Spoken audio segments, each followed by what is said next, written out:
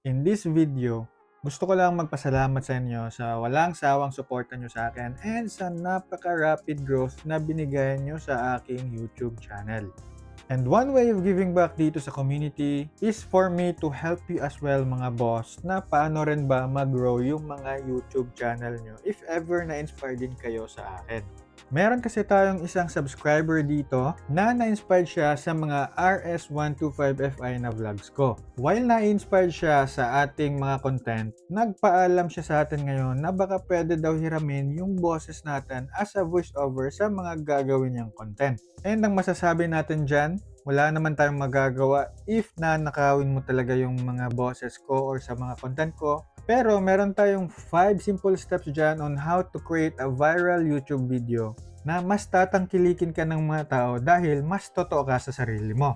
Pero bago natin ibigay yung 5 simple steps on how to create a viral video, ipapakita ko muna sa inyo yung YouTube journey ko para makita nyo na may resulta talaga yung mga pinanggagawa ko within an instant. If makikita nyo dito mga bossing, from August 28, 2025 hanggang October 31, 2025, I only have 900 subscribers na nag-grow into 975 subscribers.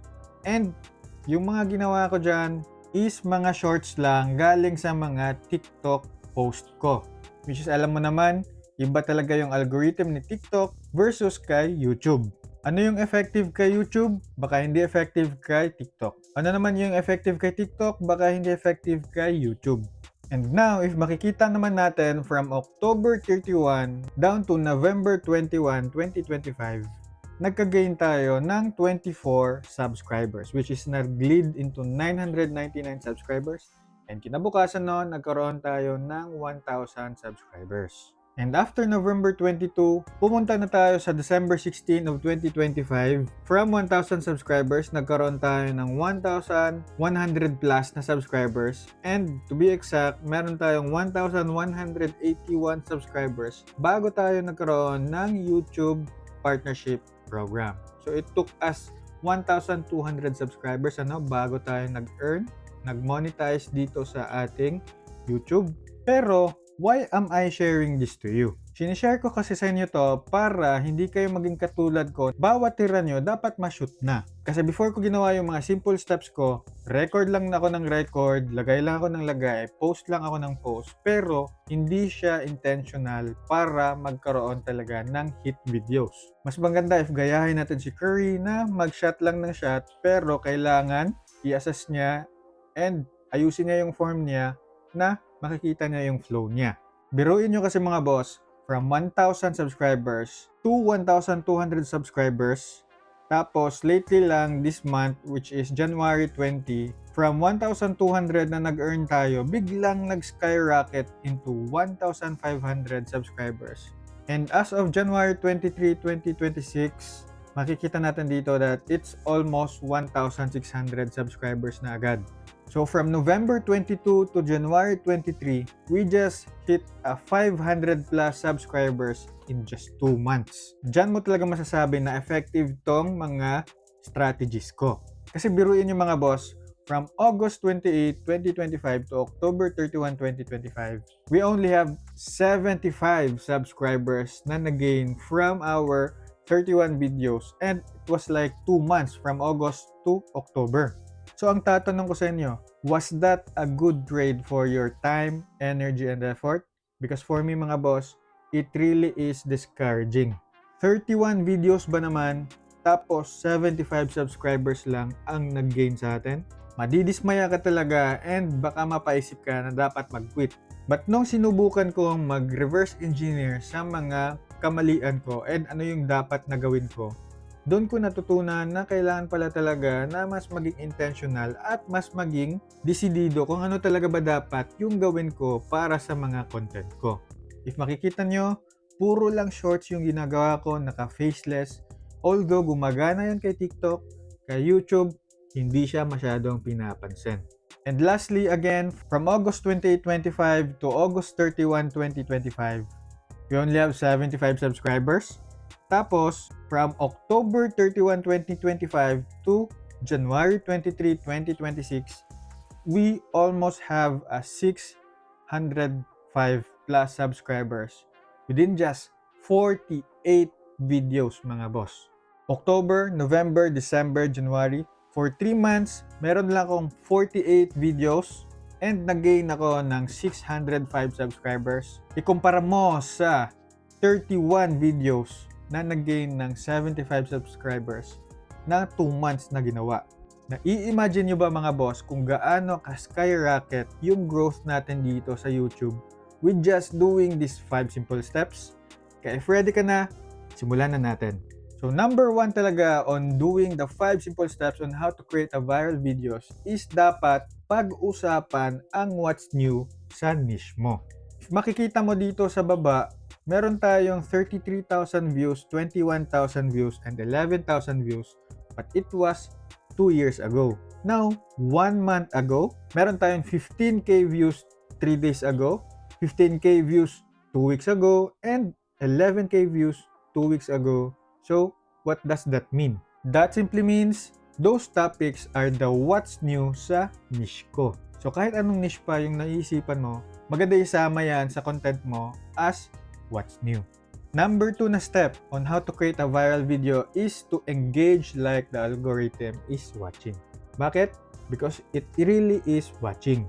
If makikita nyo yung mga comment ko, pwede nyo tong sundin, pwedeng hindi. But if you do this, dito mo makikita kung how the algorithm works. If makikita nyo yung mga comments ko mga boss, it usually ends on a question. Bakit? Kasi pag nag-question ka, may expectation na pwede mag-answer si commenter or ibang tao na magko-comment. Isa pang tip, if makikita nyo, meron talaga akong mini-mention ng mga particular things or particular topic. Which is, if makikita nyo si ADV, meron tayong question dito na if si ADV ba is dadating dito sa Pinas, kukunin mo rin ba? So, if makikita mo ADV yung video, ADV yung comment mo, malaking chance na ipapasa ni algorithm yung topic na to sa mga may interesado din sa mga ADV na motorcycles. Next example, dito naman sa ating isa sa mga pinaka nag-viral na videos lately, which is ang on the click version 3 versus version 4. If makikita mo, meron nagsasabi okay na daw sila sa V3 or sa version 4. But if ever, kine-question ko rin na naka-click version 3 ka ba? So meaning, nailagay ko yung click version 3 on a question way sa kanya. So if sasagot siya, malaki yung chance na mag-e-engage back, makikita ni algorithm na maganda pala tong video na to. So ipapasa natin to, ipupush natin to sa ibang mga motorcycle riders na may interest dito sa mga klaseng motorsiklo. Marami na ba kayong natututunan? Kasi if marami na, like this video and mag-subscribe kayo for more kind of these videos. And the third steps naman on how to create a viral videos is if hindi nag-viral, dapat you have to learn ano yung mga dapat mong i-learn. Mag-move on ka kagad, detach ka sa mga numbers na nakikita mo, and create again. Mapa 1 month ago man yan, 2 years ago man yan, 1 year ago man yan, 2 days ago man yan, if nakikita mong hindi siya nag-boom, hindi siya nag-boom.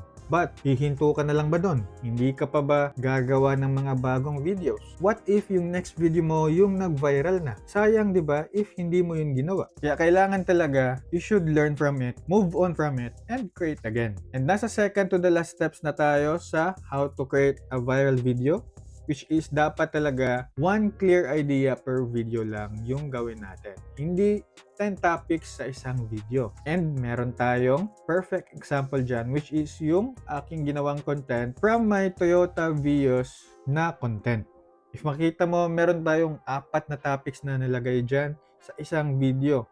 We have a total of 16 minutes. Ang effort ko pa naman sana mag-edit niyan, only to end up na meron tayong 292 views. Alam naman natin na for those 16 minutes, kailangan talaga natin mag-edit, maglagay ng B-roll, maglagay ng text. So, hindi yun easy and it surely took some time bago siya ma-post dito sa YouTube natin. And again, if natapos na, dapat mag-move on tayo and create ulit ng bago. And yun yung ginawa natin para magkaroon ng viral, di ba? And last but not the least, na dapat mong malaman on how to easily have a viral video is to make your title and packaging better than editing. especially for now. Makikita kasi natin dito mga boss, meron tayong 165 views, 141 views, 200 views, 500 views, 133 views.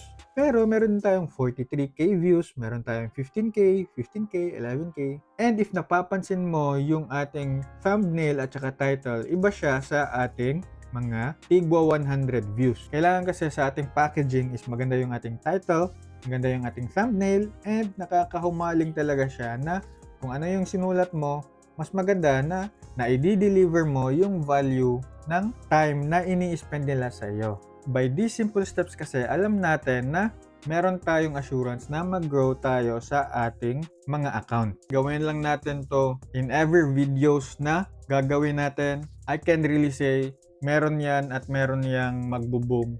And all you need is one viral video to have a better videos on the next ones. Kaya don't stop hanggat merong pangarap. Ito mga boss, nilagay ko talaga dito para ma-screenshot nyo or para ma-take notes nyo ano yung mga dapat nyong gawin talaga para mas maging successful tayo sa ating paggagawa ng mga content. And first of all, hindi natin kailangan ng milyong-milyong views para maging successful agad.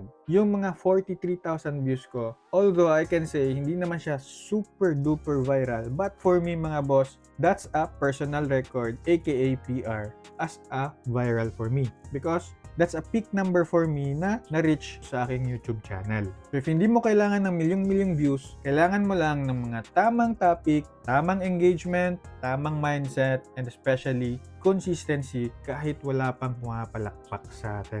Kasi nagpapakilala pa lang tayo sa mundo. Kailangan talaga natin i-prove yung sarili natin na kapano-panood naman talaga yung mga videos natin. So if beginner ka, need natin mag-focus sa progress, mag-build ng tamang mga habits, especially if maliit pa yung ating account, and observe patterns din kung saan tayo magaling, saan tayo nag-grow, saan mas nagiging interesado yung mga audience natin, and last but not the least is that improve every upload. Kasi hindi naman talaga every upload boom tayo. Hindi tayo artista, hindi tayo known na influencer. We're just a small content creator. And baka soon, mas ma-recognize tayo ng algorithm, mas ma-recognize tayo ng mga tao, and mas tatangkilikin na tayo in the long run if gagawa lang tayo ng mga ganito and hindi tayo susuko. Kasi if bibigyan tayo ng break, bibigyan tayo ng magandang momentum, this time you will be much more ready kung paano i-handle ang paggawa ng content. How to become successful, how to have a viral videos, you have to fail early, learn now, then do something about it. Again mga boss, I just wanna thank you all sa walang sawa niyong suporta sa akin and napakagandang growth talaga na binigay niyo sa aking YouTube account, and I hope makagawa pa tayo ng mga ganitong klaseng mga content para makatulong din naman sa inyo, maka-inspire ako sa inyo, and maibahagi ko din naman yung aking content creation journey sa inyo. Try natin gumawa ng mga ganitong klaseng videos once a month or twice. Depende kung gusto niyo yung mga ganito. Comment for more. And if nagustuhan mo yung mga ganitong klase mga videos, you can follow me for more, like this video na rin, and make a comment down below if meron ka mga questions or suggestions na pwede natin pag-usapan dyan together with the community. You can also support me by purchasing helpful products dyan sa mga affiliate videos ko, and always remember lang to ride safe, and see you on my next video. Let's go!